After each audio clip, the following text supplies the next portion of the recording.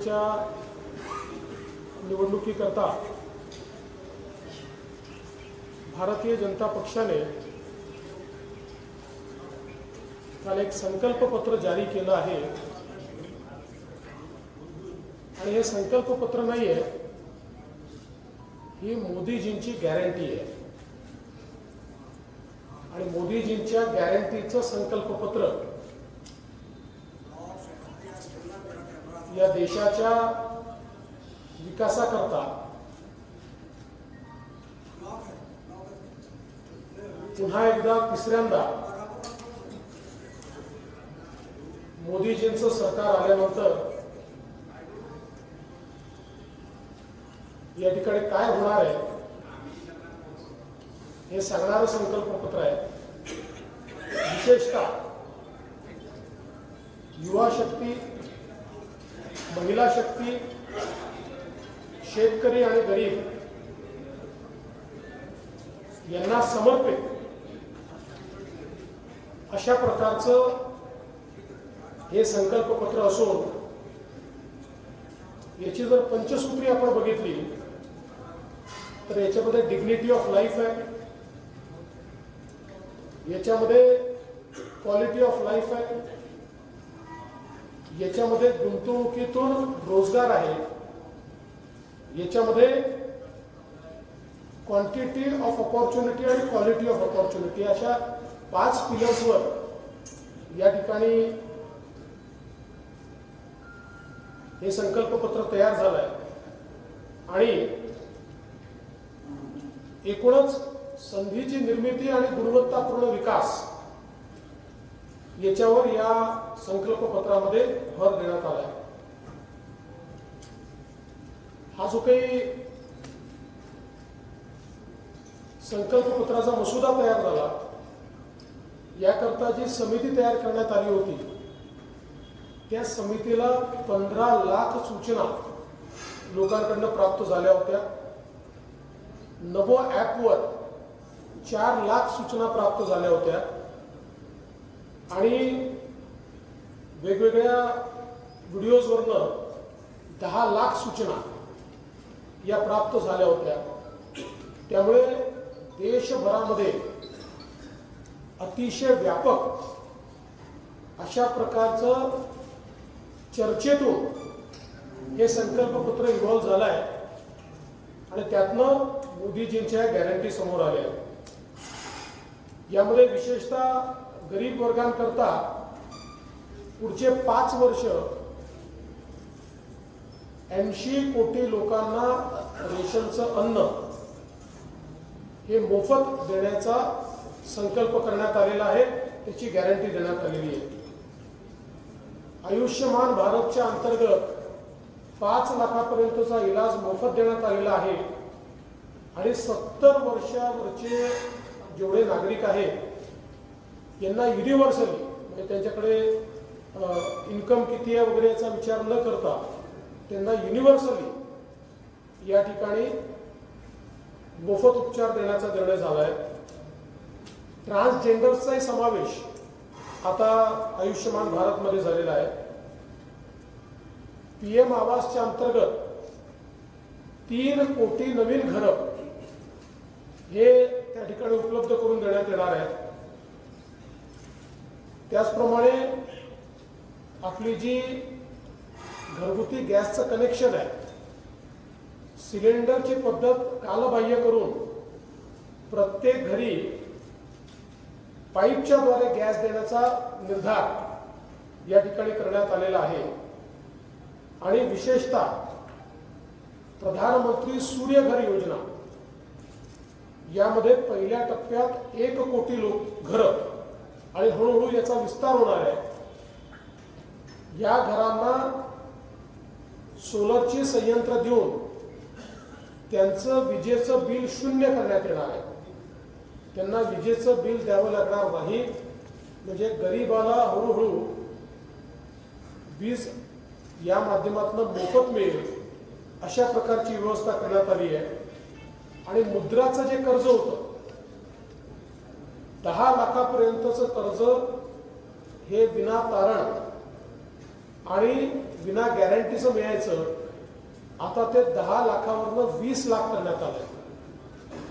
आणि मुद्रा योजनेची सगळ्यात महत्त्वाची जर आपण ट्रॅक रेकॉर्ड पाहिला तर याच्यामध्ये जवळपास 60% महिला आहेत की ज्यांना मुद्राचं लोन मिळालेलं आहे. त्यामुळे मोठ्या प्रमाणात सामान्य घरच्या ज्या महिला आहेत त्यांना पायावर उभं राहण्याकरता 20 लाखापर्यंतचं कर्ज आणि तरुणांनाही 20 लाखापर्यंतचं कर्ज कुठल्याही व्याजाविना आणि कुठलंही तारण दिल्याशिवाय या ठिकाणी मिळणार आहे. शेतकऱ्यांकरता या ठिकाणी मोठ्या प्रमाणात तरतुदी करण्यात आलेल्या आहेत. विशेषतः PM किसानच्या अंतर्गत 6,000 रुपये हे पुढचे 5 वर्ष देखील देण्यात येतील. आपल्याला कल्पना आहे महाराष्ट्र सरकारने त्यात 6,000 रुपये टाकते ते महाराष्ट्रात 12,000 रुपये आपण देतो. त्याचप्रमाणे जो आपला PM पीक विमा आहे त्याला अजून सुदृढ करण्यात येईल, त्याला अजून मजबूत करण्यात येईल. आणि यासोबत गेल्या 5 वर्षामध्ये प्रमुख पिकांच्या MSP मध्ये मोठ्या प्रमाणात वाढ करण्यात आली आहे. पुढच्याही 5 वर्षामध्ये भरघोस वाढ ही MSP मध्ये करण्याचा निर्धार याच्यामध्ये करण्यात आलेला आहे. डाळी आणि खाद्यतेलामध्ये आत्मनिर्भरता आणण्याचा याच्यामध्ये विचार आहे. आणि भाजीपाला उत्पादन वाढलं पाहिजे, पण हे नाशिवंत असल्यामुळे त्याच्या स्टोरेजची एक पूर्ण इन्फ्रास्ट्रक्चर उभं करायचं जेणेकरून भाजीपाला उत्पादकांना त्यांच्या जो काही माल उत्पादित होतो त्याला जास्त शेल्फ लाईफ मिळेल आणि त्यांना जास्त चांगले पैसे त्यातनं मिळू शकतील. हा देखील एक प्रयत्न आहे. मिलेट्स किंवा ज्याला श्री अन्न म्हटलेलं आहे, या श्री अन्नाला सुपरफूड म्हणून मार्केट करायचं जगभरामध्ये असं या ठिकाणी निर्णय झालेला आहे. विशेषतः नैसर्गिक शेतीचा मोठ्या प्रमाणात विस्तार करायचा या दृष्टीने एक कार्यक्रम आखण्यात आलेला आहे. मागच्या 5 वर्षामध्ये जवळपास 25 लाख हेक्टर जमीन मोदी सरकारच्या प्रयत्नाने देशभरामध्ये सिंचनाखाली आली आणि आता पुन्हा सिंचन क्षेत्राचा विकास करण्याकरता भरघोस अशा प्रकारचा निधी हा देण्यात येणार आहे. सहकारी क्षेत्रामध्ये विशेषतः ज्या प्राथमिक सोसायट्या आहेत यांचं बळकटीकरण करायचं आणि त्यांच्या माध्यमातून गावोगावी धान्याची साठवणूक करण्याकरता आणि इतरही सगळ्या गोष्टींकरता गोडाऊन्स तयार करणं आणि इन्फ्रास्ट्रक्चर तयार करणं याकरता काम करण्यात येणार आहे. विशेषतः नॅनो युरिया हा एक मोदी सरकारचा अतिशय सफल प्रयोग आहे ज्याच्यामुळे युरियाचा उपयोग हा कमी होतोय आणि उत्पादकता देखील वाढते आहे. त्या संदर्भात मोठ्या प्रमाणात काम करण्यात येणार आहे आणि कीटकनाशक असतील किंवा इतर सगळ्या ज्या गोष्टी असतील या संदर्भात संशोधनावर भर देऊन किमती कमी आणायच्या आणि जमिनीचा पोत खराब होणार नाही अशा प्रकारचे त्याचं कंपोजिशन करायचं या संदर्भात मोठ्या प्रमाणात कारवाई करण्यात येणार आहे. देशामध्ये पहिल्यांदा 100% डेडिकेटेड असा ॲग्रिकल्चर सॅटेलाइट, कृषी सॅटेलाइट हा सोडण्यात येणार आहे. या सॅटेलाइटचा उपयोग असा असेल की याच्यामुळे आज कृषी क्षेत्रावर वातावरणातल्या बदलाने जो एक परिणाम होतोय त्या परिणामापासून कृषी क्षेत्राला मुक्ती मिळेल आणि त्याचसोबत या सॅटेलाइटच्या माध्यमातून क्रॉपचं लाईफ सायकल मॅनेजमेंट हे देखील आपल्याला करता येईल आणि म्हणून खूप मोठ्या प्रमाणात हे काम करण्यात आलं. दुसरं कृषी क्षेत्रामध्ये डिजिटल पब्लिक इन्फ्रास्ट्रक्चर हे तयार करण्यात येणार आहे. कारण आज जो लहान शेतकरी आहे त्याला डिजिटल इन्फ्रास्ट्रक्चर त्या मनाने ॲक्सेसेबल नाही आहे, तर म्हणून त्याच्याकरता पूर्णपणे ॲक्सेसेबल अशा प्रकारचं इन्फ्रास्ट्रक्चर हे विकसित करण्यात येणार आहे. आपण बघितलं तर तरुणाई करता देखील या ठिकाणी मोठ्या प्रमाणात पारदर्शक पद्धतीनं भरतीची प्रक्रिया आणि त्यासोबत पेपर फुटीच्या विरोधात अतिशय कडक कायदा या गोष्टी याच्यामध्ये घेण्यात आलेल्या आहेत. आता देशामध्ये स्टार्टअप्स हे खूप मोठ्या प्रमाणात वाढत आहेत, घेतलेले आहेत आणि त्याच्याकरता स्पेशल फंडिंग हे घेण्यात आलेलं आहे आणि स्टार्टअप्सला मेंटरशिप देण्याकरता व्यवस्था याच्यामध्ये करण्यात आली आहे. सरकारी खरेदीमध्ये जे काही स्टार्टअप्स असतील यांना प्रोत्साहन देण्यात येणार आहे आणि मोठ्या प्रमाणात उत्पादन क्षेत्र याच्यावर भर दिला जातोय. विशेषतः आता भारताला अशी संधी आहे, ईव्हीचं क्षेत्र असेल, मॅन्युफॅक्चरिंगचं क्षेत्र असेल, इलेक्ट्रॉनिक्सचं क्षेत्र असेल, या सगळ्या क्षेत्रांमध्ये हळूहळू एक ग्लोबल प्लेयर म्हणून चीनच्या खालोखाल सप्लाय चेनचा भाग म्हणून विकसित होतोय आणि यामध्ये खूप मोठ्या प्रमाणात रोजगाराच्या संधी आहेत आणि म्हणून या सर्व मॅन्युफॅक्चरिंग क्षेत्राला मोठ्या प्रमाणात मदत करण्यात येणार आहे आणि त्यासोबत MSMEचं जे क्षेत्र आहे, आपल्याला कल्पना आहे की हे क्षेत्र सर्वात जास्त रोजगार देणारं क्षेत्र आहे.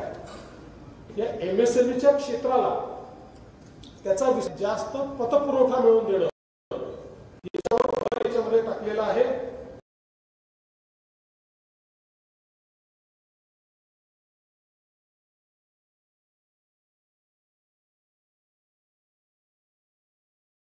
त्याच्यामुळे उद्योजकतेची जी भावना आहे, ही भावना त्याला चालना कशी मिळेल याचा प्रयत्न करण्यात आला आहे. यासोबत या ठिकाणी जे मिनिमम वेज आहे, न्यूनतम जो काही वेतन आहे, याच्यामध्ये भरघोस वाढ करण्याचा निर्णय हा घेण्यात आलेला आहे. याचा विशेषतः असंघटित क्षेत्रातले जे कामगार आहेत, या कामगारांना मोठा फायदा होणार आहे आणि त्याच्यामध्ये सातत्याने वाढ होत राहिली पाहिजे याकरता एक पॉलिसी तयार करण्यात येणार आहे की ज्यातनं कामगारांना देखील मोठ्या प्रमाणात फायदा होईल. आपण जर महिलांचा विचार केला तर विशेषतः मागच्या काळामध्ये 1 कोटी महिलांना ग्रामीण भागामध्ये लखपती दीदी बनवण्याचा कार्यक्रम संपन्न करण्यात आला आहे आणि आता पुन्हा 3 कोटी महिलांना लखपती दीदी बनवण्याचा कार्यक्रम हातामध्ये घेण्यात आला आहे.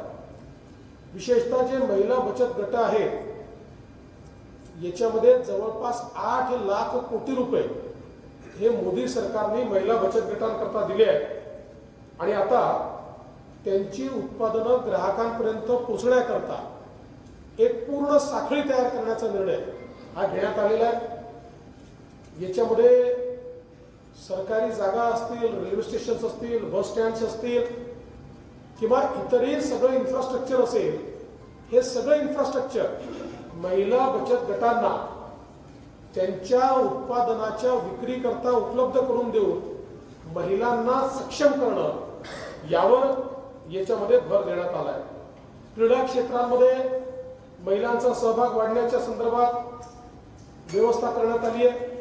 विशेषतः महिलांकरता मोठ्या प्रमाणात सार्वजनिक शौचालयांची साखळी तयार करणं, ॲक्सेसिबिलिटी वाढवणं. आज महिला कामकाजी आहेत आणि त्या मनाने त्यांच्याकरता हे जे इन्फ्रास्ट्रक्चर आहे हे कमी आहे, त्यामुळे त्याच्यावर भर याच्यामध्ये देण्यात आलेला आहे.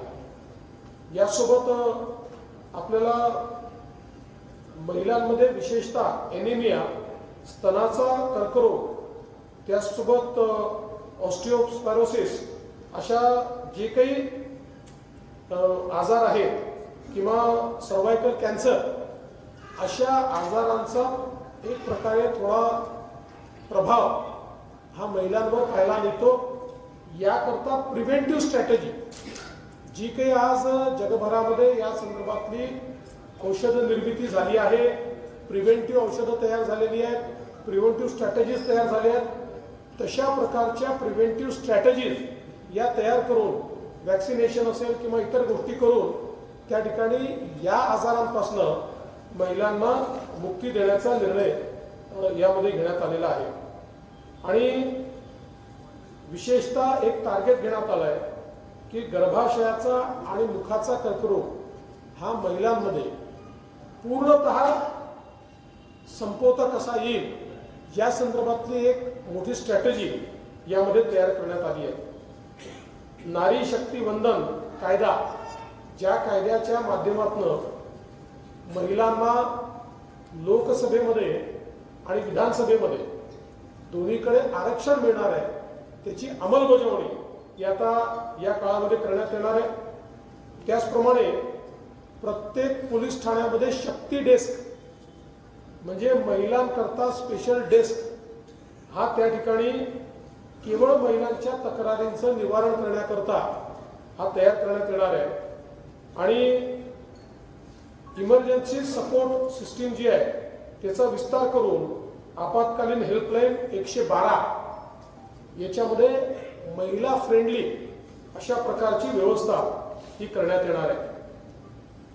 रेल्वेमध्ये खूप मोठ्या प्रमाणात पुढच्या काळामध्ये त्या ठिकाणी वाढ करण्याचा निर्णय घेतलेला आहे। एकूण सगळी जी क्षमता आहे ही क्षमता मोठ्या प्रमाणात वाढवून आज वेटिंग लिस्ट जी रेल्वेमध्ये असते, आपण पाहतो की प्रत्येक वेळी वेटिंग लिस्ट असते, ती वेटिंग लिस्ट राहणार नाही एवढं रेल्वेचं इन्फ्रास्ट्रक्चर आणि एवढ्या गाड्या वाढवण्याच्या संदर्भात म्हणजे कोणालाही सहज तिकीट मिळेल आणि रिझर्वेशन मिळेल अशा प्रकारची व्यवस्था ही करण्यात येणार आहे। आणि दरवर्षी 5000 किलोमीटरचे नवीन ट्रॅक हे जोडले जाणार आहेत। त्याचप्रमाणे रेल्वेचे ॲक्सिडेंट संपवण्याकरता एक कवच ट्रेन प्रणाली ही विकसित करण्यात आली आहे। या प्रणालीमुळे रेल्वेचे ॲक्सिडेंट हे मिनिमाइज होतील, ते संपतील। आणि असं लक्षात आलं की कवच ट्रेन प्रणाली जिथे आहे तिथे ॲक्सिडेंटचा संभव नाही आहे। ही वाढवत संपूर्ण रेल्वे एस्टॅब्लिशमेंट किंवा सगळ्या जिथे रेल्वे चालतात तिथे ही करण्यात येणार आहे। आपल्याला कल्पना आहे की जागतिक दर्जाच्या स्टेशन्सची निर्मिती ही सुरू झालेली आहे आणि पुढच्या काळामध्ये या 5 वर्षात भारतातले सगळे रेल्वेचे स्टेशन्स हे चांगल्या इन्फ्रास्ट्रक्चर सहित जागतिक दर्जाचे स्टेशन्स असतील हा प्रयत्न आहे। त्याचप्रमाणे जागतिक दर्जाच्या वंदे भारत ट्रेन, अमृत भारत ट्रेन आणि नमो भारत ट्रेनचा विकास आणि निर्मिती ही भारतातच करण्यात येणार आहे। आणि आता आपण बघितलं असेल वंदे भारत ट्रेन या सिटिंगच्या ट्रेन आहेत, याच्यामध्ये स्लीपर कोचेसच्या ट्रेन्स देखील आता सुरू करण्यात येणार आहे। वंदे भारत स्लीपर ट्रेनची सुरुवात करण्यात येणार आहे। त्याचप्रमाणे प्रादेशिक कनेक्टिव्हिटी करता देखील ट्रेनचा विस्तार करण्यात येणार आहे।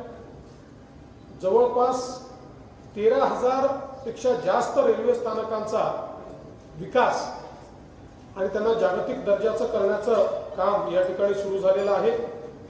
आणि या ज्या नवीन आधुनिक ट्रेन्स आहेत याचं जाळं वाढवत सगळ्या भागामध्ये या ट्रेन्स गेल्या पाहिजेत याचा प्रयत्न करण्यात येणार आहे। पहिली बुलेट ट्रेन ही पश्चिम भारतामध्ये सुरू झाली आहे। आता पश्चिम, उत्तर, दक्षिण, पूर्व अशी सगळी कनेक्टिव्हिटी बुलेट ट्रेनची करण्यात येणार आहे।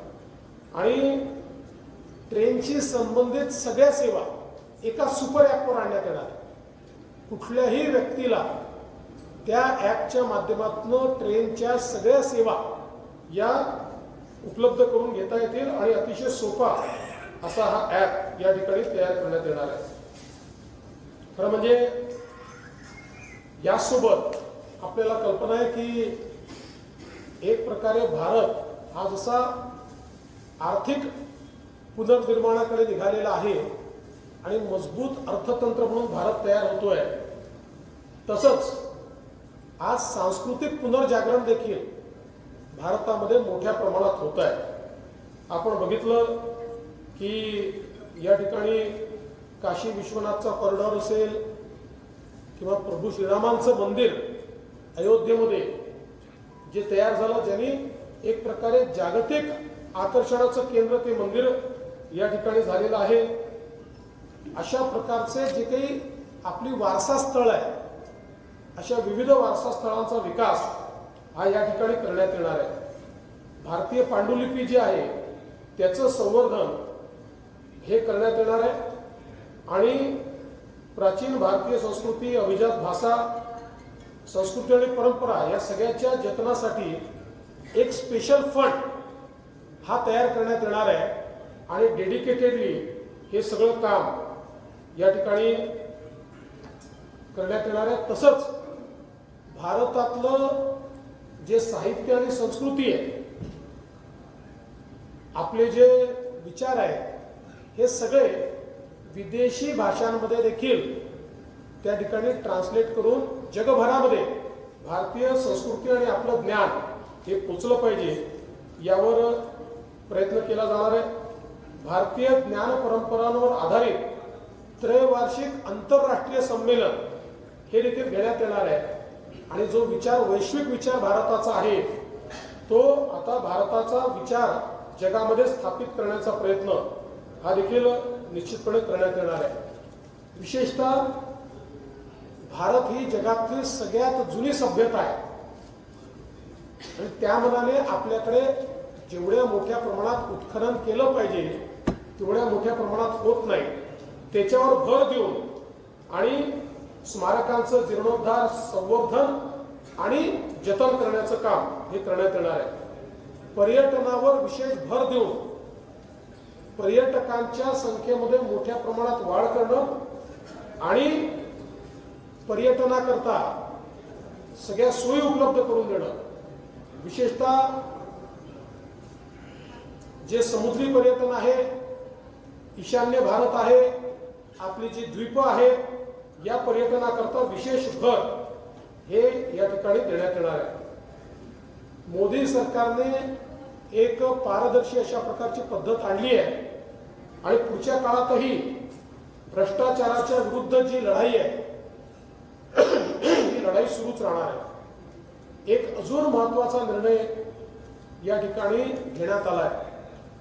आपल्याला सगळ्यांना कल्पना आहे की भारतीय राज्यघटनेच्या अनुच्छेद 44 मध्ये directive principle of state policy अशा प्रकारचा एक चॅप्टर आहे आणि या चॅप्टरमध्ये देशाने काय काय केलं पाहिजे अशा प्रकारचे डायरेक्टिव्ह प्रिन्सिपल भारताच्या संविधानाने भारतरत्न डॉक्टर बाबासाहेब आंबेडकर यांच्या नेतृत्वात लिहून दिले आहेत आणि त्याच्यामध्ये आपण जर बघितलं तर एक directive principle of state policy अशी आहे की देश संपूर्ण देशामध्ये समान नागरिक कायदा आणेल.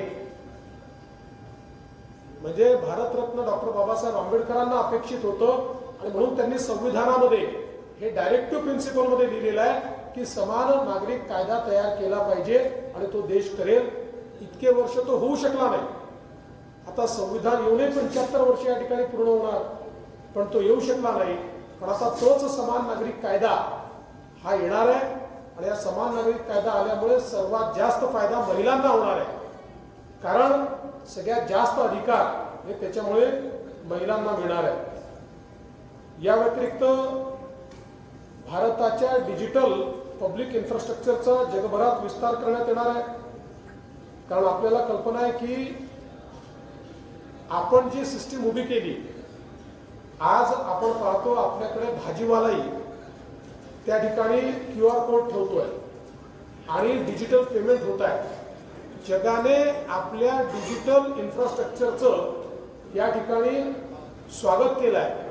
आता आपलं डिजिटल इन्फ्रास्ट्रक्चर जे भारताने तयार केलं आहे हे जग मागत आहे आणि त्यामुळे जगामध्ये भारताचं डिजिटल इन्फ्रास्ट्रक्चर देऊन एक मोठी संधी देखील आपल्याला त्यातून मिळणार आहे आणि भारत या क्षेत्रामध्ये अव्वल नंबरवर येणार आहे. आणि म्हणून त्या दृष्टीने आता आपण काम करतो आहे. योग आणि आयुर्वेदाचा प्रचार हा मोठ्या प्रमाणात आपण करतोय. या संस्थांचा विस्तार आपण मोठ्या प्रमाणात करतोय. त्याचबरोबर या ठिकाणी भारतातनं आपला जो ऐतिहासिक ठेवा हा विदेशामध्ये मागच्या काळामध्ये गेला आहे तो भारतात परत आणण्याकरता विशेष प्रयत्न हे या ठिकाणी केले जाणार आहेत. आणि जगातल्या जे प्रमुख शैक्षणिक संस्था आहेत उच्च शिक्षणाच्या त्यामध्ये भारतीय भाषांच्या अभ्यासाची व्यवस्था जगात ही करण्याचा निर्णय देखील या ठिकाणी घेण्यात आला आहे. भारतीय सभ्यतेच्या स्मारकांचं पुनरुज्जीवन करण्यात येणार आहे आणि यासोबत विशेषतः एक मोठी लढाई पुढच्या काळामध्ये अंमली पदार्थांच्या विरुद्ध देशामध्ये लढली जाणार आहे. त्याकरता विशेष भर असणार आहे. आपल्याला माहिती आहे नवीन कायदे आता आपण तयार केले आहेत. CRPC IPCच्या पेक्षा वेगळे आणि त्याच्यामध्ये न्यायसंहिता आपण सुरू केलेली आहे. या कायद्यांची प्रभावी अंमलबजावणी करण्याकरता देशभरामध्ये फॉरेन्सिक नेटवर्क आणि कॅपेबिलिटी ही प्रचंड मोठ्या प्रमाणात तयार करण्यात येणार आहे. जेणेकरून रेट ऑफ कन्व्हिक्शन वाढेल, क्वालिटी ऑफ इन्व्हेस्टिगेशन वाढेल आणि अतिशय वेगाने लोकांना न्याय मिळेल हे काम करण्यात येणार आहे. CAA ची अंमलबजावणी जी आहे ती मोठ्या प्रमाणात करण्यात येईल आणि सशस्त्र दल आणि केंद्रीय सशस्त्र पोलीस दलाची जी क्षमता आहे ती क्षमता ही वाढवण्यात येणार आहे. वन नेशन वन इलेक्शन याच्यावर देखील भर असणार आहे आणि एक मतदार यादी जी मतदार यादी सगळ्या निवडणुकांमध्ये कॉमन असेल अशा प्रकारे ते देखील या ठिकाणी करण्यात येणार आहे. एक राष्ट्रीय सहकारी धोरण हे तयार करण्यात येणार आहे. 2025 साल हे भगवान बिरसा मुंडांच्या 150व्या जन्मजयंतीचं वर्ष आहे. आदिवासी गौरव दिन म्हणून आपण त्यांची जन्मजयंती मोदी सरकार आल्यापासून साजरी करतो. संपूर्ण देशामध्ये भगवान बिरसा मुंडा यांच्या जयंतीच्या निमित्ताने वर्षभर वेगवेगळ्या प्रकारचे आदिवासी समाजाला अधिकारिता देणारे कार्यक्रम हे या ठिकाणी राबवले जातील. आणि यासोबत ज्या एकलव्य विद्यालय आहेत त्या एकलव्य विद्यालयांमध्येही कारण आपल्याला लक्षात असेल की आदिवासी समाजामध्ये एकलव्य विद्यालयाने विशेष अशा प्रकारचं गुणवत्तापूर्ण शिक्षण दिलं आहे. जवळपास त्याची संख्या ही 750 विद्यालयांनी वाढवण्याचा निर्णय आज या ठिकाणी घेण्यात आला आहे. खरं म्हणजे अनेक गोष्टी आहेत पण सगळ्या गोष्टी आज सांगता येणार नाही. पण एक आपल्या लक्षात मी आणून देऊ इच्छितो 2019ला मोदी सरकारने जो जाहीरनामा दिला होता त्याच्यामध्ये 75 आश्वासनं दिली होती. ती सगळी आश्वासनं ही पूर्ण करण्यात आली आहे. मग त्यामध्ये आपण जर बघितलं तर नागरी सुधारणा कायदा असेल, राम मंदिर असेल, किसान क्रेडिट कार्डवर 1 लाख रुपयापर्यंत कर्जावर 0% व्याज असेल, या ठिकाणी 1 वर्षापर्यंतच्या कृषी कर्जावर 5 वर्षासाठी व्याज मुक्त ते देखील मोदी सरकारने केलं. देशातील सर्व शेतकऱ्यांना वार्षिक 6000 रुपयाची आर्थिक मदत आश्वासन दिलं होतं ते देखील पूर्ण केलं. देशातील लहान दुकानदारांना वयाच्या 60 वर्षानंतर आणि शेतकऱ्यांना 60 वर्षानंतर पेन्शन मिळावं याकरता योजना आपल्याला माहिती अटल पेन्शन योजना या ठिकाणी सुरू केली आणि त्याही माध्यमातून तो एक फायदा आपण दिलेला आहे. राष्ट्रीय व्यापार आयोगाची स्थापना करण्यात आलेली आहे. उच्चभ्रू अभियांत्रिकी महाविद्यालयांच्या जागांमध्ये जवळपास मोठ्या प्रमाणात वाढ करण्यात आली आणि आता पुन्हा 50% वाढ ही त्याच्यामध्ये करण्यात येणार आहे. जमिनीच्या कागदांचं डिजिटायझेशन असेल, शुद्ध पिण्याचं पाणी हर घर जलच्या माध्यमातून पोहोचवण्याचा विषय असेल, LPG कनेक्शनचा विषय असेल, राष्ट्रीय महामार्गांमध्ये दुपटीची वाढ ही त्या ठिकाणी करण्याचा विषय असेल, 75 नवीन वैद्यकीय महाविद्यालय सुरू करण्यात आली. त्याचबरोबर रेल्वे स्टेशन सर्व रेल्वे मार्गाचं विद्युतीकरण 2022 मध्ये पूर्ण करण्यात आलं. सर्व रुळांचं ब्रॉडगेजमध्ये रूपांतर याची सुरुवात करण्यात आली आणि 5 किलोमीटरच्या आत प्रत्येक व्यक्तीला बँकिंग व्यवस्था देण्यात येईल असं सांगितलं होतं. ते देण्याचं काम झालं. लघु सूक्ष्म आणि मध्यम उद्योगांकरता सिंगल विंडो सिस्टीम सुरू झाली. आदिवासी स्वातंत्र्य संग्राम सैनिकांचे संग्रहालय हे करण्याचं ते सुरू झालं. 3 तलाकचा कायदा तो कायदा त्या ठिकाणी पूर्ण झाला. त्यामुळे भाजपचं संकल्पपत्र हे कागदी नाही आहे. भाजपचं संकल्पपत्र ही मोदीजींची गॅरंटी आहे आणि निश्चितपणे देशातल्या सर्व घटकांचा विकास, दीन दलित गोरगरीब आदिवासी शेतकरी शेतमजूर महिला अल्पसंख्याक OBC यांच्यासहित ओपन कॅटेगरीपासून प्रत्येक व्यक्तीचा विकास करण्याचा संकल्प आणि त्याच्याकरता संधी ही या मोदींच्या गॅरंटीच्या संकल्पपत्रातून देण्यात आली आहे. हे संकल्पपत्र आम्ही महाराष्ट्राच्या आणि भारताच्या जनतेला समर्पित करतो आणि निश्चितपणे मला विश्वास आहे की मोदीजींच्या गॅरंटीवर सर्वात जास्त विश्वास या देशातल्या नागरिकांचा आहे. त्यामुळे देशातले नागरिक हे निश्चितपणे पुन्हा एकदा तिसऱ्यांदा महाराष्ट्रात आणि देशात मोदीजींचं सरकार निवडून आणते. सर, या संकल्पपत्रामध्ये महत्त्वाचं म्हणजे सरकारी किती नोकऱ्या देणार आहेत हा मुद्दा आला नाहीये सरकारी नोकऱ्यांचा. आणि मागच्या वेळेस 2 करोड नोकऱ्या देण्याचा घोषणा केली होती, ते पण पूर्ण झालेलं नाही. पहिली गोष्ट अशी आहे की जेवढ्या जागा रिकाम्या आहेत त्या सगळ्या भरण्याचा निर्धार करण्यात आलेला आहे. आणि मागचं संकल्पपत्र आपण उचलून बघा, त्याच्यामध्ये रोजगाराच्या संधी सांगितलेल्या आहेत. सांगितल्या त्यापेक्षा जास्त निर्माण झालेल्या आहेत आणि त्याचं काय म्हणतात पत्रक देखील लोकसभेत सादर झालेलं आहे.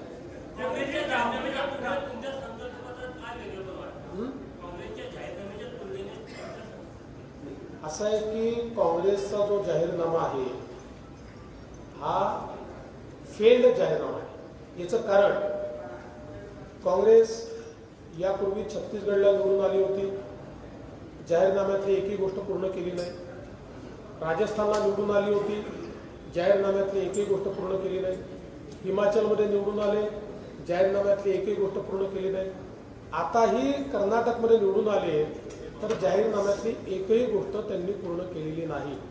त्यांच्याकरता जाहीरनामा कागद आहे, आमच्याकरता ती मोदीजींची गॅरंटी आहे.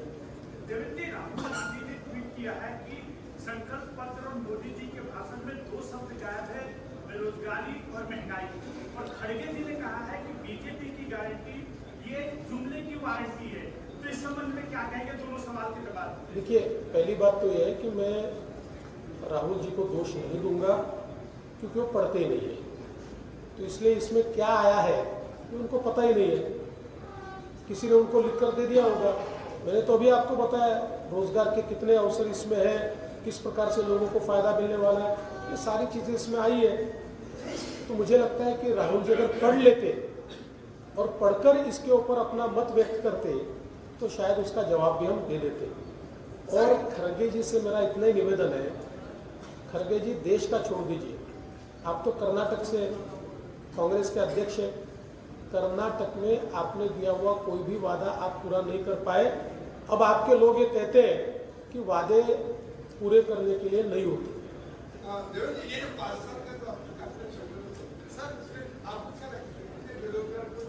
जी देखिए, आप अगर देखिए तो पूरे तरीके से अवसर निर्माण के लिए ही ये डेडिकेटेड है। मतलब अगर इसको हम नक्शे में इसके हाइलाइट्स की ओर जाएंगे तो आपके ध्यान में आएगा कि देश को मैन्युफैक्चरिंग हब बनाएंगे तो रोजगार की निर्मित होने वाली है, स्टार्टअप इकोसिस्टम तैयार करेंगे तो रोजगार की निर्मित होने वाली है, इंफ्रास्ट्रक्चर तैयार करेंगे तो रोजगार की निर्मित होने वाली है, डिजिटल इंफ्रास्ट्रक्चर तैयार करेंगे तो रोजगार की निर्मित होने वाली है, कृषि क्षेत्र में रोजगार की निर्मित होने वाली है, सहकार क्षेत्र में रोजगार की निर्मित होने वाली है। तो कुल मिलाकर अगर इसको अलग अलग तरीके से देखें तो मैं ऐसा कहूँगा कि रोजगार के लिए समर्पित इस प्रकार का ये मोदी की गारंटी का पत्र है। सर, बराच समाज नाराज आहे बीजेपी पासून, कारण की आरक्षण लोकांना मिळालेलं नाही आहे, आरक्षण खूप गाजत आहे। हाँ, ये सब इंस्टंट ही है, ये सब इंस्टंट रिलीफ ही है। सर, आरक्षणचा मुद्दा बऱ्याच समाजामध्ये गाजत आहे, तर बरेच समाज मोदी पासून आणि बीजेपी पासून नाराज आहे, तर हे लोक मतदान करणार काय? सर, याला जोडून मला प्रश्न आहे की काँग्रेस वारंवार प्रचार करत आहे की संविधान बदलत आहे, संविधान बदलत आहे, त्याबाबत माननीय प्रधानमंत्री महोदयांनी अतिशय स्पष्टपणे सांगितलेलं आहे की डॉक्टर बाबासाहेब आंबेडकरांचं संविधान होतं म्हणून चहा विकणारा पोरगा आज देशाचा प्रधानमंत्री झालाय। ज्यावेळेस मोदीजींची निवड एनडीएचे प्रमुख म्हणून झाली त्यावेळी त्या ठिकाणी मोदीजींनी पहिल्यांदा भारताच्या संविधानाची पूजा केली आणि त्यानंतर मोदीजींनी आपलं पद स्वीकारलं। मोदीजी म्हणतात मला कुठल्याही ग्रंथापेक्षा संविधान हे जास्त महत्त्वाचं आहे आणि गेले 10 वर्ष पूर्ण मेजॉरिटी ॲब्सोल्यूट मेजॉरिटी मोदीजींकडे आहे। पण मोदीजींनी संविधानाचं रक्षण केलं, संविधान बदलण्याचा विचार देखील केला नाही। आणि सगळ्यात महत्त्वाचं असं आहे की सुप्रीम कोर्टाने अतिशय स्पष्टपणे सांगितलेलं आहे की संविधानाचं बेसिक स्ट्रक्चर बदलण्याचा अधिकार संसदेला नाही। त्यामुळे हा काँग्रेसचा जुमला आहे। ज्यावेळेस विकासाचा विचार मांडता येत नाही, ज्यावेळी कुठलंही त्या ठिकाणी जनहिताचं कार्य करता येत नाही आणि ज्यावेळी क्रेडिबिलिटी संपलेली आहे अशा वेळी लोकांच्या मनात कन्फ्युजन तयार करण्याचा प्रयत्न आहे। पण हाच प्रयत्न त्यांनी 14ला केला, हाच प्रयत्न त्यांनी 19ला केला, हाच प्रयत्न ते 24ला करतायत। लोकांचा विश्वास हा केवळ मोदीजींवर आहे आणि म्हणूनच आताही झालेल्या 3 राज्यात मोदीजींच्या बाजूनेच लोकांनी मतदान केलंय आणि देशातही मोदीजींच्या बाजूनेच लोक मतदान करतील।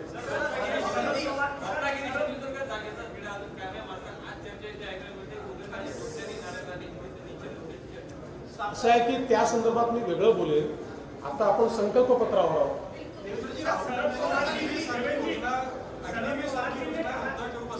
काय अग्निवीर सारखी योजना जी आहे ती रद्द करून त्यानंतर प्रत्येक गरीब महिलेला 1 लाख रुपये वार्षिक कृषी देखील। मी पुन्हा एकदा सांगतो, एक तर पहिल्यांदा आपण लक्षात घेतलं पाहिजे की अग्निवीर योजना रद्द करणं म्हणजे देशाला धोक्यात टाकणं। कारण देशाच्या सेनेच्या प्रमुखांनी सांगितलं की आमचं जे सैन्य आहे हे जर आम्ही युवा ठेवलं नाही तर आम्ही लढू शकणार नाही। आज जगाच्या पाठीवर सगळ्या देशांचं सैन्य युवा आहे आणि आमचं सैन्य युवा नाही। त्यामुळे ही योजना आणलेली आहे, ती सगळ्यांनी ॲक्सेप्ट केलेली आहे आणि मोठ्या प्रमाणात अग्निवीर भरती झाली आहे आणि भारताच्या सेनेत कामही करतायत। त्यामुळे मला असं वाटतं की हे म्हणण्याला काही अर्थही नाही आहे। आणि दुसरं मी पुन्हा सांगतो, माझं त्यांना एवढंच म्हणणं आहे की तुम्ही 1 लाख 5 लाख काय जे काही तुम्हाला लिहायचं आहे ते लिहा, फक्त एवढा तुमचा ट्रॅक रेकॉर्ड दाखवा। जसं मोदीजींनी 75 गॅरंटी दिल्या, 75 पूर्ण केल्या। काँग्रेसनी छत्तीसगडची गॅरंटी पूर्ण केल्या नाहीत, राजस्थानच्याही केल्या नाहीत, कर्नाटकच्याही केल्या नाहीत, हिमाचलच्याही केल्या नाहीत। त्यामुळे सांगायला आता त्यांना माहिती आपण निवडूनच येणार नाही आहे, तर उद्या राहुल गांधी हे पण प्रॉमिस करू शकतील की प्रत्येक नागरिकाला मी एक ताजमहाल बांधून देतो पण त्याला अर्थ नाही. भाजपचा DNA ओबीसी आहे असं म्हटलं जातं, परंतु काँग्रेसचे नेते आरोप करतात की त्यांच्या संकल्पपत्रामध्ये ओबीसी साठी ठोस अशी काही तरतूद नाही. असं आहे की या संकल्पपत्रामध्ये समाजातला कोणीच सुटला नाही आणि काँग्रेसवाल्यांना ओबीसीवर बोलण्याचं अधिकारच नाही आहे. कारण देशामध्ये आणि राज्यामध्ये ओबीसीचं कल्याण हे केवळ भारतीय जनता पक्षाच्या आणि एनडीएच्या सरकारने केलं आहे. इतके वर्ष खरं म्हणजे कालेलकरांच्या वेळी हे सांगण्यात आलं होतं आणि त्यानंतर अनेक वेळा सांगितलं की ओबीसीच्या आरक्षणाकरता ओबीसी आयोग तयार केला पाहिजे, त्याला संवैधानिक दर्जा दिला पाहिजे. परंतु काँग्रेसच्या सरकारने 70 वर्ष ओबीसी आरक्षणाकरता संवैधानिक आयोग तयार केला नाही. तो आयोग नरेंद्र मोदीजींनी तयार केला. आज भारताच्या स्वातंत्र्यानंतर जेवढी सरकारं झाली त्या सगळ्या सरकारांमध्ये सगळ्यात जास्त ओबीसी मंत्री मोदीजींच्या सरकारमध्ये आहे आणि मोदीजींच्या सरकारमध्ये 60% मंत्री हे ओबीसी, एसटी आणि एससी आहे, जो आजपर्यंतचा रेकॉर्ड आहे. महाराष्ट्रामध्ये देखील स्वतंत्र ओबीसी मंत्रालय मी मुख्यमंत्री असताना तयार झालं आणि आतापर्यंत ओबीसी हिताचे 30 निर्णय झाले आहेत. त्यातले 23 निर्णय मी मुख्यमंत्री असताना झाले आणि उरलेले निर्णय हे आता शिंदेसाहेब मुख्यमंत्री असताना झाले आहेत. त्यामुळे काँग्रेसला ओबीसींवर बोलायचा अधिकार नाही. काँग्रेसने ओबीसींचा वोट बँक सारखा वापर केला.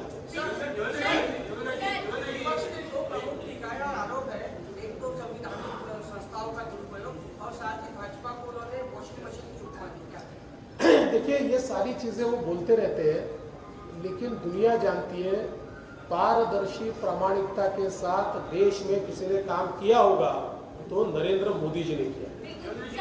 प्रचार ऐसा भी किया जा रहा है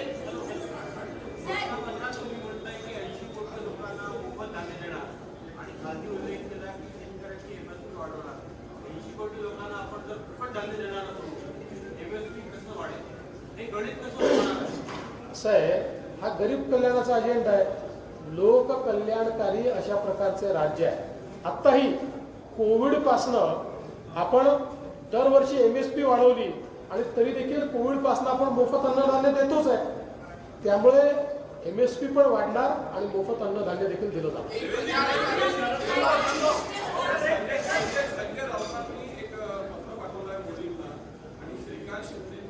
कोण संजय राऊत? तुम्ही काय क्वालिटीच्या माणसांबद्दल थोडंसं माझा स्तर पाहूनही थोडं विचार.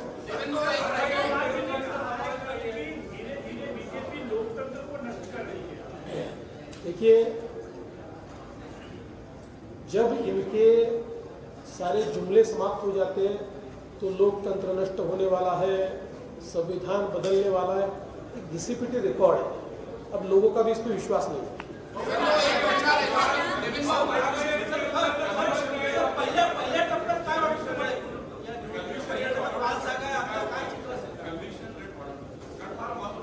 म्हणूनच आता जे नवीन CRPC तयार करण्यात आला आहे याच्यामध्ये टेक्निकल आणि फॉरेन्सिक एव्हिडन्सला महत्त्व देण्यात आलं आहे.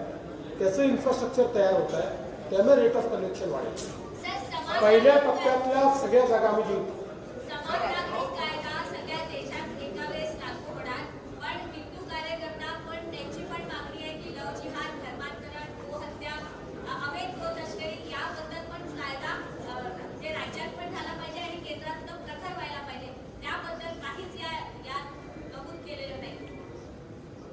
गोवंश हत्या बंदीचा कायदा हा लागूच आहे.